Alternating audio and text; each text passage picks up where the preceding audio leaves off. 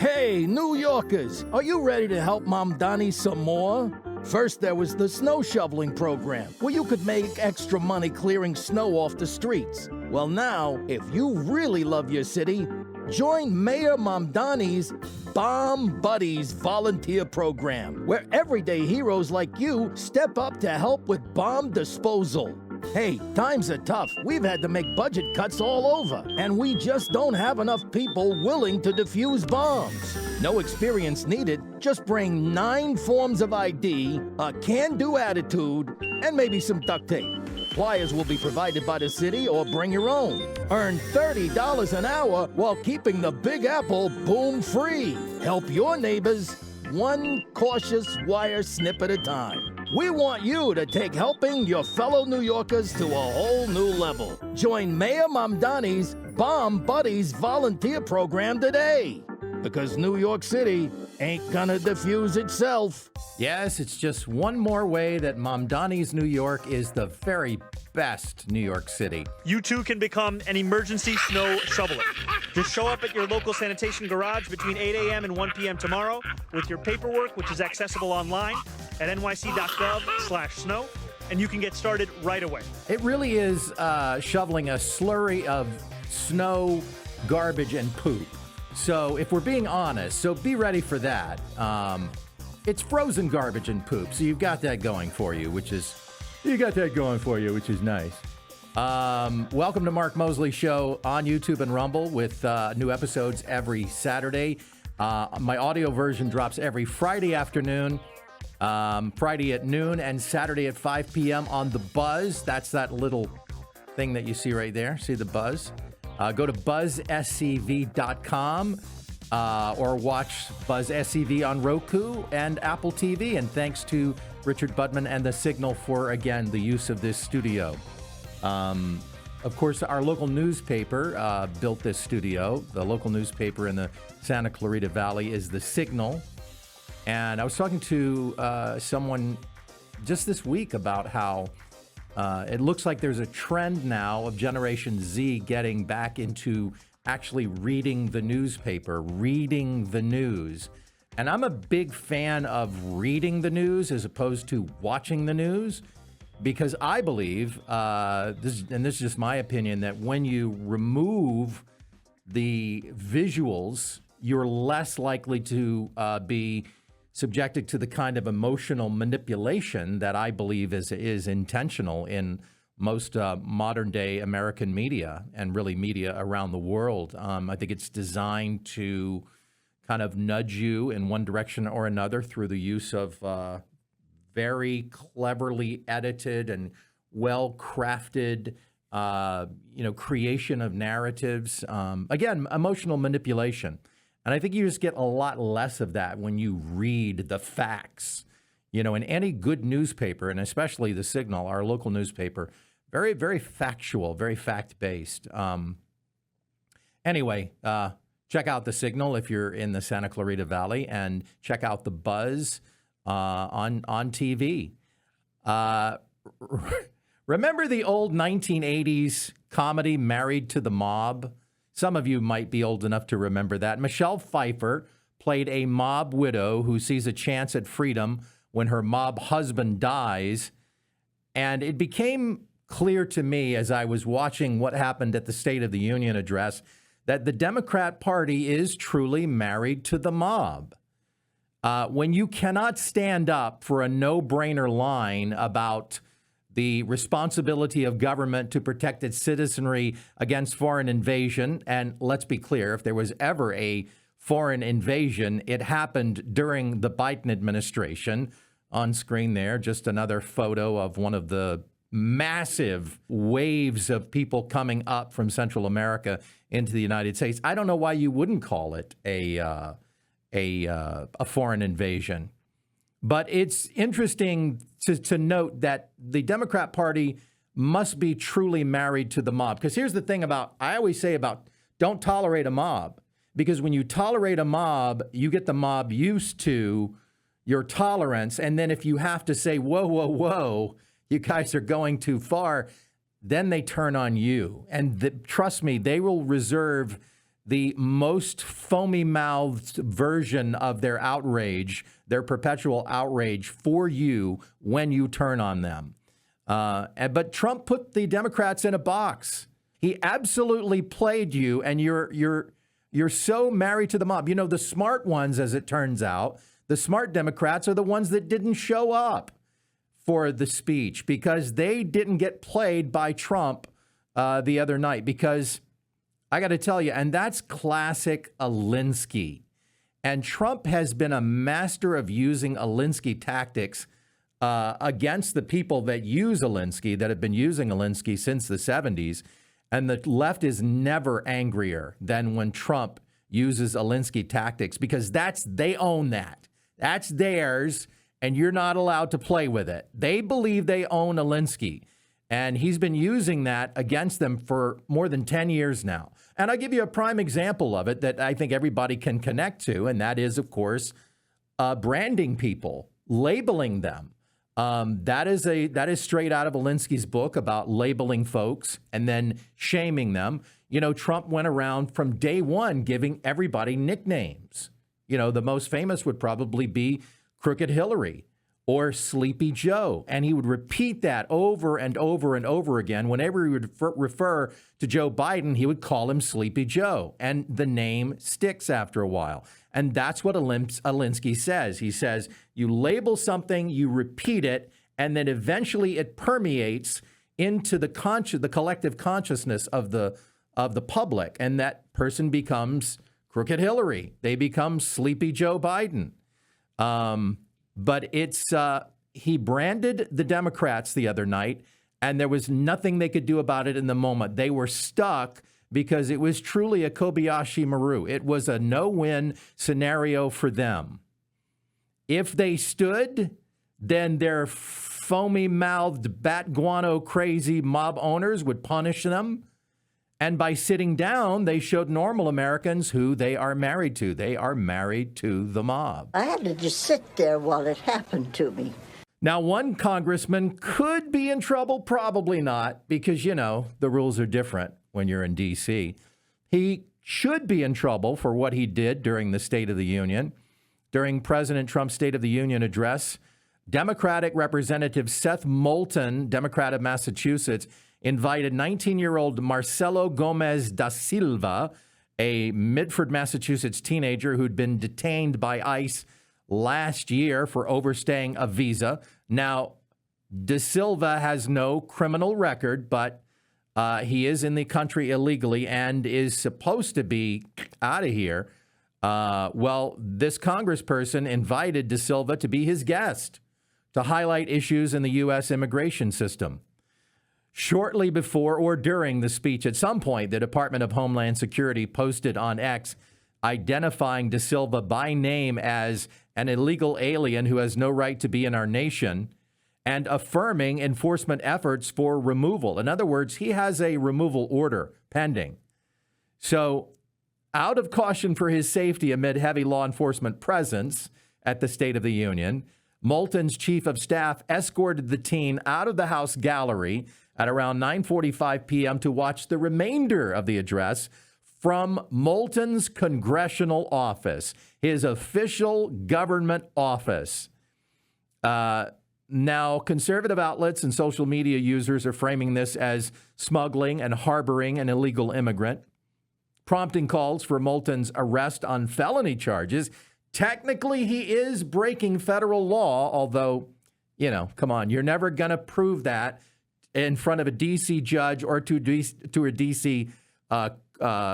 jury. I mean, listen, I'm a realist. I'm a pragmatist. Don't waste everybody's time trying to bring Moulton up on charges. It's not going to go anywhere.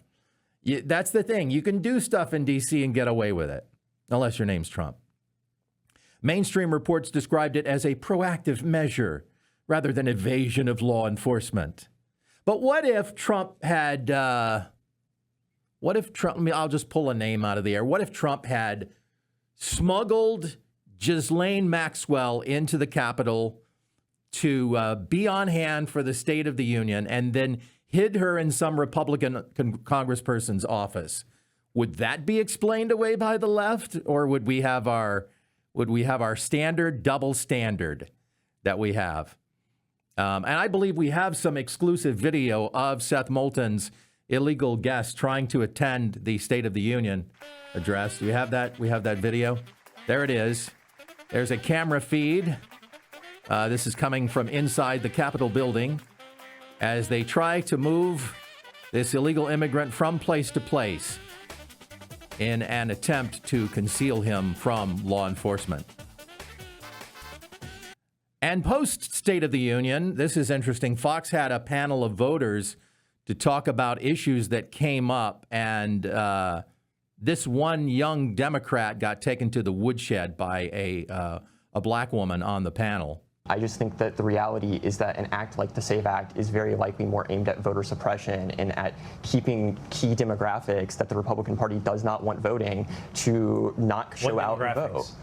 I think very often minority demographics. That's not true. So this is the thing where the suggestion is it's going to keep the black vote down. I've got two black panelists here. Ajwa? That's not true. Do you have ID and proof of citizenship? Yeah, and if I need a copy of my birth certificate, it's just a matter of going online or going up to the department and asking for it and showing my information to get it. I mean, to say that it would negatively affect a minority group because they're somehow not educated enough to get these documents is completely outrageous. Annie? This is why I would love to get on one of these TV shows, man, just once.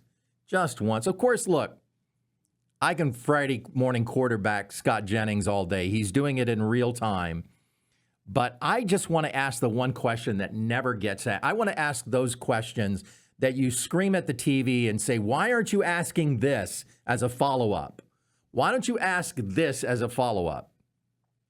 This is the one question I would like to ask and make them defend this. Do the Democrats in Congress who are calling the SAVE Act racist against minorities, do the Democrats in Congress think that black Americans don't smoke or drink alcohol? Have you ever seen a black American enjoying an adult beverage or a fine smoke of any variety? I don't judge. How are they getting hold of these cigarettes? How are they getting hold of alcohol? I'm going to assume that black people all get, according to my Democrat friends, that black people get all of these products illegally? That there's some kind of, I don't know, underground railroad system that dispenses wine and smokes to black Americans so that they can get these items without having the valid photo ID that you would have to have walking into a convenience store or liquor shop to get cigarettes or alcohol? But that's the narrative here. Black people can't get an ID. You're gonna disenfranchise voters. It's the stupidest, most racist. That's the thing about the argument. While being completely oblivious to your own racism, you're preaching to others about being racist. Again, just completely clueless, stupid, and an argument that is so full of holes that you could drive an 18-wheeler through it. It's absurd. And one more very delicious angle to the Trump State of the Union address. Watch these college students on a university campus grading Trump's State of the Union speech from this week. Rate Trump's State of the Union speech 1 out of 10. 1's the worst, 10's the best. Negatives. And why? I think we all know a lot of reasons. And what about the State of the Union last night? 1 to 10. It was like a 1 or 2. I mean, it was all over the place. Probably just give it a 0 overall. Gonna give it a 1. And why do you say 1? I don't think he's very articulate. How did Trump do at the State of the Union? 0. I'll be real, I didn't watch it. I didn't really watch it much. I watched it for a little bit, but turned it off. Now, there's only one problem with that video and their answers is that it was posted on the internets, time-stamped, 1 day before Trump gave his speech. The State of the Union last night. How was that 1 to 10? No, it was last night. That was tomorrow. No, you're good. You passed the test. Good job. So they They are talking about something that hasn't happened yet with great confidence and great clarity and assuredness. And that, my friends, captures just how many stupid sheep there are out there in the world. Well, Don Lemon's being sued, and I can't say I'm not a little happy to see this happening. This is what I had spoken about a couple of weeks ago, that I hope that the protesters, including Don Lemon, all get sued for emotional distress caused by their sudden bursting into a church on a very quiet Sunday morning. A woman who claims to have been attending service during the Minnesota church protest covered by Don Lemon last month is now suing Don Lemon and other protesters, saying that she suffered severe emotional distress as a result of the incident. Totally understandable. In court documents obtained by TMZ, Ann Dochette claims she was attending the worship service at the city's church in St. Paul, Minnesota on January 18th, when she alleges Don and others unlawfully interfered with her ability to freely exercise her religion in a private place of worship. Remember, the demonstration was held in the wake of Renee Good's death and was meant to confront city's church pastor Dave Easterwood, who is a Minneapolis ICE official. This woman is suing for an unspecified amount, claiming she suffered severe emotional distress, fear, anxiety, and trauma as a result of the protesters' conduct. She claims that Don acted with the group of protesters and that one protester on social media admitted to assisting Don with logistics and local contacts in support of the operation, which Don has said, oh, none of that happened. I was driving by and I saw a commotion and I decided to get out of my car and go in with my handy dandy portable microphone that I carry with me everywhere. According to the papers, Don appeared to take satisfaction in the disruption as he live streamed portions of the event.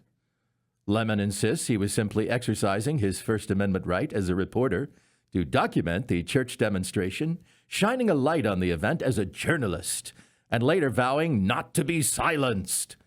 Lemon was, of course, arrested on January 29th and charged with one count of conspiracy against the right of religious freedom at a place of worship and one count of injuring, intimidating, and interfering with the exercise of the right of religious freedom at a place of worship. He has, of course, pleaded not guilty to the charges. But now this is a civil suit, which I said a couple of weeks ago, look, you're never going to find Don Lemon guilty in a liberal court, probably run by a liberal judge with mostly a liberal jury of these charges. So a civil suit is the way to go. And someone, please turn this into a class action lawsuit.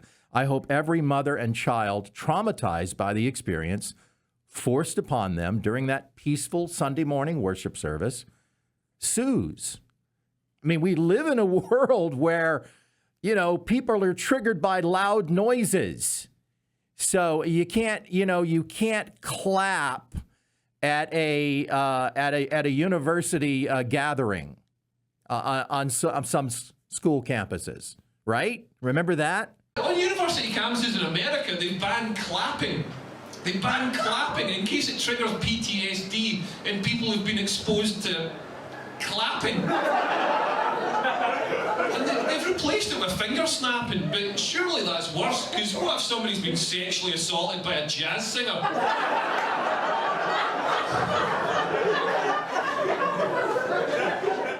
We live in a world where liberals are triggered by loud sound, so it's a slam dunk as far as I'm concerned. I mean, I hope they sue the pants off the guy. I really do. I'm going to sue the pants off you. You don't have to sue me to get my pants off. Oh. Some posts on X from recent days, people have said, one thing that has occurred to me as I've been watching the videos of Minnesota, those whistles, those terrible constant whistles, phonophobia, are the whistles helping trigger panic attacks in both officers and protesters, increasing tensions. I don't know how anyone could say ICE in Minneapolis is trigger happy or whatever, because I'd have opened fire indiscriminately after about 20 minutes of those whistles. Another one posts, imagine all the little kids in Minneapolis who will be triggered by the sound of a whistle and honking horns for the rest of their lives. Another wrote, protesters blasting whistles and horns nonstop. It's no accident. Sudden noises trigger startled response, adrenaline, tension, impaired judgment, keeps you on edge, provokes reactions, then claim victimhood when someone gets hurt. Organized tactic. Most marchers are just pawns. I've seen it before. We'll see it again. So liberals are triggered by loud noises. Bring on the lawsuits. I had to just sit there while it happened to me. Coming up, I'm going to delve into why everyone around you is crazy.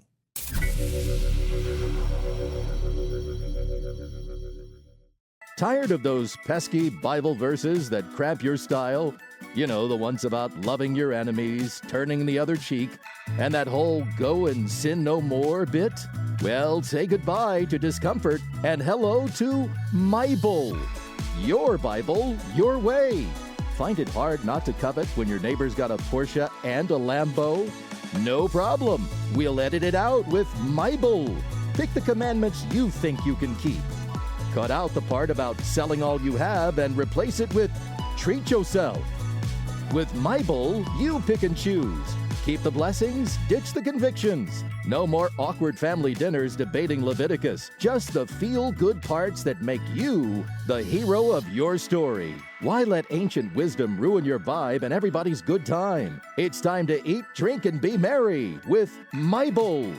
Bible. Scripture simplified. Not affiliated with any deity. Results may vary in the afterlife. That's a Bible made especially for all you fans of people like James Tallarico. Texas State Representative James Tallarico, that's a name we've heard a lot in the last couple of weeks. He'd gone on Stephen Colbert's Late Show, and CBS reportedly blocked it from broadcast due to concerns over FCC equal time rules for political candidates. So Colbert put it up on YouTube only on February 17th. Tallarico is a guy that's out there pretending to be a Christian, pretending to be a believer, but really kind of I'm just going to say he's a false Christian. He, on the show, criticized Christian nationalism, which to me is really a buzzword created by the left, because we're seeing a trend now of people in America kind of exploring Christianity again. Bible sales are up. Church attendance is up. It's been trending up since the pandemic. Once the lockdowns were over, church attendance started trending up. And then we saw a big surge after the assassination of Charlie Kirk and a lot of interest in people getting back to the Bible. And so I think the left had to come up with a label for that. And so they've tried to tie it into and make it something negative by calling it Christian nationalism, like that's an ugly word. But Tallarico has strongly criticized Christian nationalism as a, quote, betrayal of Jesus of Nazareth and the power of worship. And he calls it the worship of power in the name of Christ. He's emphasized that there's nothing Christian about Christian nationalism, describing it as people baptizing their partisanship and calling that Christianity. He urged confronting it directly and noted his own faith as a Presbyterian seminarian and grandson of a Baptist minister informs his politics. And he defended the First Amendment's boundary between church and state as essential. Here's a little bit of what Tallarico has had to say on television. As Christians, we're supposed to follow Jesus' 2 commandments, to love God and love neighbor. And there was no exception to that second commandment. Love thy neighbor regardless of race or gender or sexual orientation or immigration status or religious affiliation. And so in Texas, I'm constantly battling Christian nationalism, a bill that forces every public school teacher to put up a poster of the 10 Commandments, a bill that replaces school counselors with untrained chaplains, a bill that would have taught Christian Bible stories as historical fact to our youngest students. And I always speak up on behalf of my Jewish, Muslim, Buddhist, Sikh, agnostic, atheist neighbors, because I, as a Christian, we as Christians, are called to love them as ourselves. And forcing my religion down their throats is not love. And basically, Tallarico and people like him are here to give you a watered down version of the gospel that the Bible actually talks about. See, it's all in there, if you look, in which we have to embrace everyone's failings, and we're all flawed, we're all sinners, and we're all flawed. We have to embrace everyone's failings, everyone's choices, and let anyone who comes to the United States illegally stay, because the Bible says God loves you just the way you are, and we must welcome the stranger. Two fallacies that are cherry-picked and distorted from the Bible. And Christians everywhere, I mean, if you watch this show and you're a believer, you know that these things are fallacies. You know that they're false. You know that in fact, it is addressed in 2 Timothy 4. It says, "For the time is coming when people will not endure sound teaching, but having itching ears, they will accumulate for themselves teachers to suit their own passions, and will turn away from listening to the truth and wander off into myths." In other words, people that come along that tell you what you want to hear about the Bible. Oh, yeah, I like that version of the Bible. The Greek phrase translated as itching ears or having your ears tickled, which that's how it's phrased in certain translations of the Bible, having your ears tickled. And it literally refers to a desire for messages that scratch the itch of comfort rather than being convicting or truthful. And Paul warns Timothy in that letter that in the last days, people will reject what the Bible actually says and seek out false teachers that tell you what you want to hear. So, you know, that's what Tallarico is doing, and that's what a lot of people, and we can expect to see a lot more of this, especially if a guy like Tallarico succeeds at doing it. You will find a lot of people that will say, oh, yeah, I'll try that as well. And basically, it's about beating Christians up with using the Bible as a weapon, like hitting you over the head with it, using it as a cudgel. But here's the problem with their argument. You could take that view, you could take their own argument and flip it back on them. So if we get to cherry pick verses from the Bible, the ones that we like, and ignore the ones that we don't like that are also in there, doesn't that mean that people on the right could just ignore the passages about welcoming the stranger into your land? That's what we're doing. We're picking and choosing the things in the Bible that says what we want to live by. So take a cue from the left. Follow only the parts of the Bible that work for you, and life will be great. Now, why is everybody crazy? Why does it seem like everywhere you go, everyone is mentally unstable? Why are so many people emotionally fragile? Why are people so full of rage? Well, here we go into the realm of what used to be conspiracy theory. But again, the conspiracy theorists could have been right all along. Now, I'm going to preface this by saying this is not conspiracy theory. This is fact. And I'm going to give you the link to the CIA.gov webpage where this is posted. There was a project in the 1950s called Project Artichoke, and it was kind of a precursor to MK Ultra, which everybody's heard of. And it was a secret government program designed to manipulate Americans' minds, not the enemies, Americans' minds through covert drugging with, wait for it, vaccines, or putting things into food, water, the air, whatever. Delivery system, however we needed to get it out there. Key revelations from the documents include CIA plans to create and deploy chemicals or drugs that could be slipped covertly into everyday items, food, water, Coca-Cola, beer, liquor, cigarettes. You know, those things that black Americans can't get because they don't have ID. or even medical treatments like vaccinations and injections to alter people's behavior without their knowledge. Now, I'm not saying this is happening.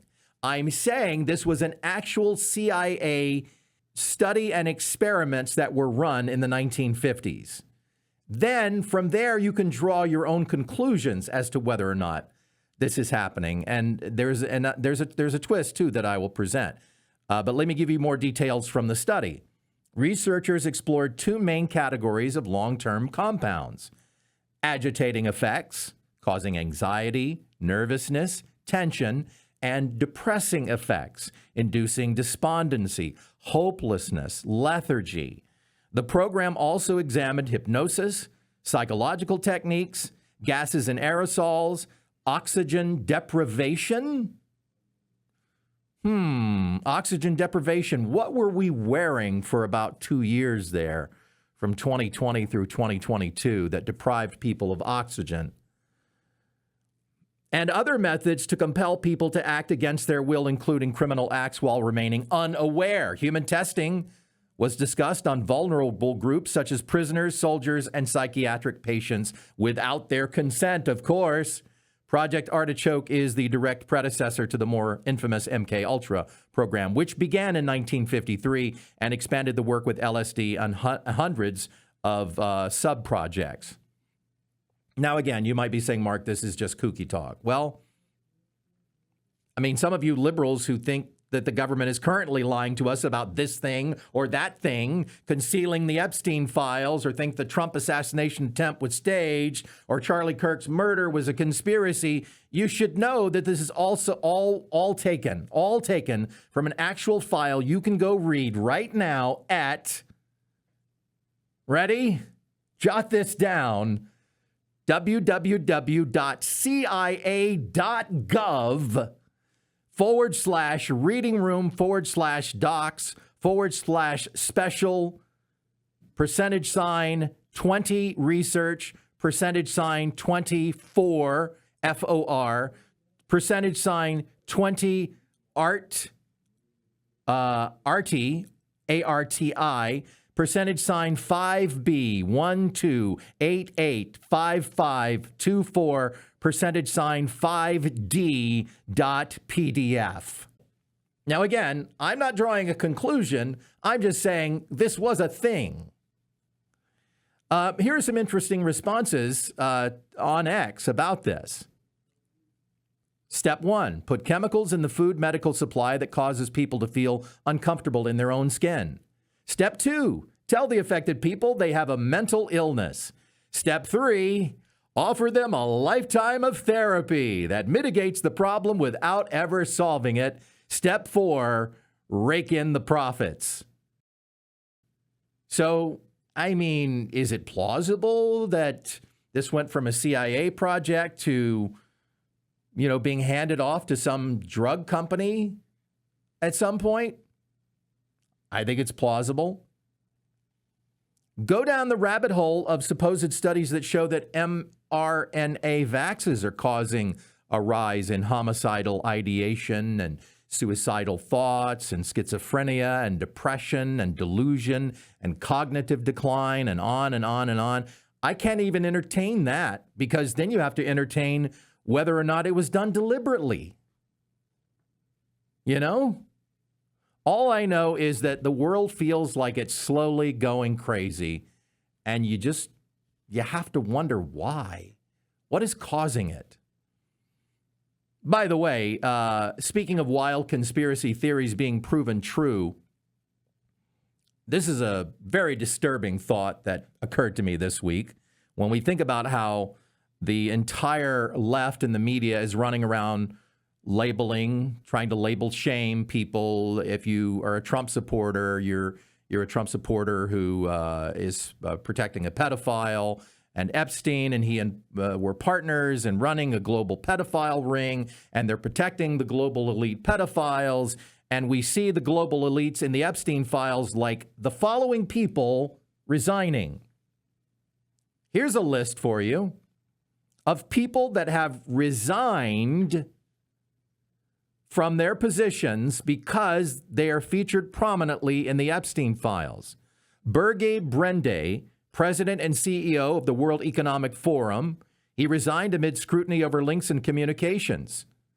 Kathy Rumler, former Obama White House counsel, chief legal officer and general counsel at Goldman Sachs, resigned after emails showed friendly correspondence with Epstein, including personal notes and gifts. You haven't heard about these in the media, maybe a couple of them. Tom Pritzker, executive chairman of Hyatt Hotels, billionaire heir, retired, stepped down from his role and the board mid-February, just in the last week, citing terrible judgment in maintaining ties with Epstein and Ghislaine Maxwell post-conviction. Brad Karp, chairman of major U.S. law firm, resigned as chairman and from his alma mater Union College Board of Trustees after reports and emails about his relationship with Epstein. Larry Summers, I think we've all heard about, former U.S. Treasury Secretary, ex-Harvard president, resigned or stepped away from remaining Harvard roles and other public commitments. Richard Axel, Nobel Prize-winning neuroscientist, co-director of Columbia's University Mortimer B. Zuckerman Mind-Brain Behavior Institute, stepped down from that leadership role. Peter Attia, physician, longevity expert, former CBS News contributor, resigned from CBS News role and other advisory positions. Peter Mendelsohn, former UK diplomat, minister, and labor advisor, resigned from the House of Lords and Labour Party because of links in the Epstein files. That's why all these people have resigned. Miroslav, I can't even say this name. He's the Slovakian National Security Advisor, former foreign minister and UN General Assembly president, resigned after messages with Epstein, including about women and diplomacy, appeared in the files. Sultan Ahmed bin Sulayem, chairman of DP World, Dubai's major ports logistics company, resigned. Jack Lang, head of the Arab World Institute, stepped down. Mona Jewel, Norway's ambassador to Jordan and Iraq, resigned. Her husband had already resigned. So all of these people have resigned. All of these people are rich global elites who are in the Epstein files and could be potentially pedophiles. So if it's turning out to be true now that the world is run by a cabal of rich global elites who are pedophiles, remember in 2020, the baseless conspiracy theory being pranked on us by somebody named Q? Remember QAnon? Q claimed to have a high-level security clearance and insider knowledge of a secret war being waged by President Donald Trump against a hidden global cabal, the deep state, including politicians, Hollywood figures, billionaires, and others allegedly running child sex trafficking rings. A global cabal of cannibalistic pedophiles and elites, Satan worshiping. Well, now the narrative has been embraced, except the left is claiming it's Trump running the whole thing. Well, now, haven't you accidentally destroyed the conspiracy theory label? So then, can we put back on the table all the bad stuff that used to sound very far-fetched? Can't we say, well, now all of that stuff, now that you see all these global elitist pedophile or potential pedophiles, now that they're all resigning, can we revisit comic ping pong, adrenochrome, human sacrifice, Satan worship? I mean, after all, you guys believe that ICE is the SS and that they're evil and they should all die. So I'll be right back with some lighter news.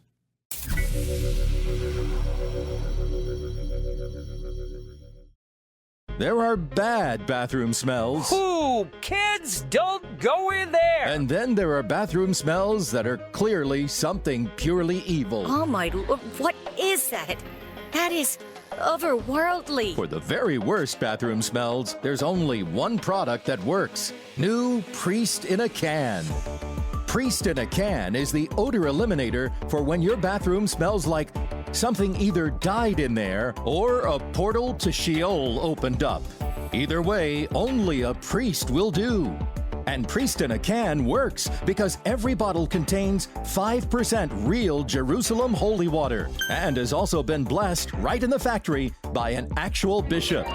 So when your bathroom smells as foul as the outer darkness, get new Priest in a Can. That's better. When you can't pray away unholy odors, spray away with Priest in a Can and have a throne fit for a king. Researchers at the University of Maryland have developed new technology to, not making this up, count the number of times people pass gas every day.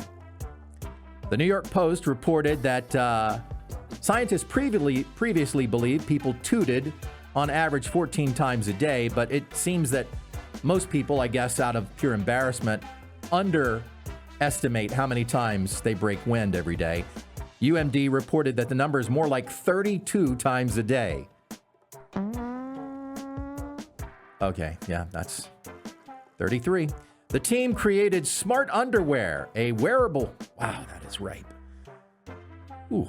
The team created smart underwear, a wearable device that snaps into regular underwear and detects... Can you guys turn the AC on?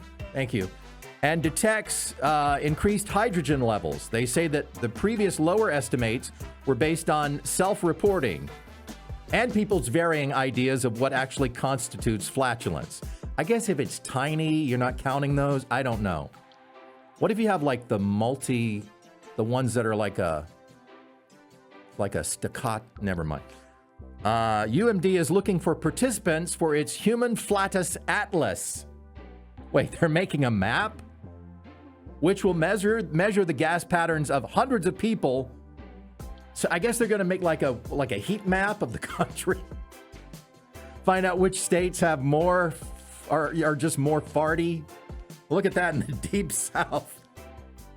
It's just red all the time. It's kind of like a Google Earth of farting, you know?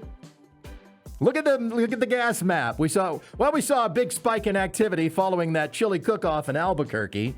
Look at the size of that bubble over New Mexico. Oh, look, there's a bloom happening right now in D.C. Well, Trump just had one of his famous Taco Bell lunches. Why do we need to study stuff like this? Why are we throwing away good money? Give me the money, okay? Give me the money. I will put it to better use. I will get that new Audi. We're going to make a flatulence heat map. My goodness, there are homeless American veterans. Honestly, the things that we spend money on. More stupid stuff. City officials in Gastonia, North Carolina, got involved after a video surfaced of someone getting a tattoo inside of a Wendy's. The video was recorded on February 5th from outside the restaurant, looking in, showing a man with his shirt off and another person casually sitting behind him in a booth wearing blue gloves and holding a tattoo gun. A city official said an environmental health team member talked to the store manager and reminded them that the restaurant, they can biggie size your combo, but you cannot have people tattooing inside the Wendy's without a permit. Dude, this is a Wendy's restaurant. The franchisee said they took immediate disciplinary action to address the situation.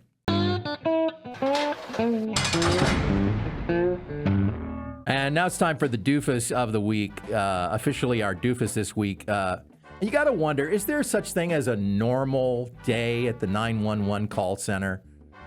I mean, you're an operator, you're sitting there all day taking the calls as they come in, and I would imagine that 911 is like a box of chocolates. You never know what you're going to get, you know? A Wisconsin man went viral this week for stealing an ambulance in order to evade police. Why were cops after him? Well, for doing push-ups on the street in public. Well, what's illegal about that? I mean, doing push-ups, that's not really a crime, is it? Well, it is if you're completely naked doing push-ups in public. Benjamin Feltz is looking at the following list of charges: disorderly conduct, lewd and lascivious behavior, operating a motor vehicle without the owner's consent, obstructing emergency personnel, recklessly endangering safety, threats to law enforcement, and operating while intoxicated, his third such offense. And that's the part that explains it all. He was drunk at the time, of course. The worst or the best part of the story, depending on how you look at it, is that there were people in the back of the ambulance. There was a patient waiting to be taken to the hospital when Benjamin just jumped into the driver's seat, all drunk and naked, and drove nakedly away. 911, what's your emergency? Yes, I'm calling from the back of an ambulance. Please send help. And now for some good news about another gentleman that was pulled over, but this story has a better ending. In Westland, Michigan, Levante Dell was pulled over by Westland Police Department officer Joshua Scaglione for window tint violations. And of course, Dell thought to himself, oh my gosh, here we go. I'm about to get some $200 ticket for having heavily tinted windows, and he probably couldn't afford it. Well, Scaglione walked up to the car and asked Levante about the tinted windows, and then asked him to step out of the car. And that's when a routine traffic stop escalated into something a lot more dramatic. Because when Officer Scaglione looked into the back seat of the car, what did he see in the back seat there? Well, he saw Dell's 3-year-old daughter, Lauren, and she wasn't secured in a car seat, which is required by law. Well, that's another ticket, and a big one too, probably. Definitely a bad day in court for Levante. Of course, outside the car, Levante got emotional trying to explain to Officer Scaglione that he's going through some rough times and he's struggling financially and couldn't afford a car seat. Officer Scaglione listened to his story and then asked Dell to follow him. Scaglione drove to a nearby Walmart, had Levante and his daughter follow him inside, and then used his own money to buy the little girl a car seat, a bright pink one, which was Lauren's favorite color. He even helped ensure that it was properly installed before leaving and reportedly drove off before Levante could fully thank him. Well, Levante Dell was so moved that he posted about it on Facebook, praising the officer, initially calling him a, quote, white police officer in the context of the kindness bridging divides between races, and the story went viral. Levante even followed up by showing up at the police station and asking to thank Officer Scaglione again in person, except he didn't know the officer's name. Well, the trouble was, no one at the police station knew what the heck Levante was talking about, because you see, Officer Joshua Scaglione hadn't told anyone. He didn't go around bragging about what he had done that day. He told none of his fellow officers. So the captain had to call a special meeting of all the officers and ask the gathered group who helped this man out with a free car seat for his child. And Officer Scaglione was outed as the humble Good Samaritan that he is, and got kudos and slaps on the back from the whole precinct. Hebrews 13:2 says, do not forget to show hospitality to strangers, for by doing so, some people have shown hospitality to angels without knowing it. And that's the show for this week. We started out talking about snow in New York, so we'll wrap it up. In closing, enjoy this footage of river otters at a New York zoo playing in the snow, having their own special snow day. Until next time, may God bless you with health, joy, and wisdom.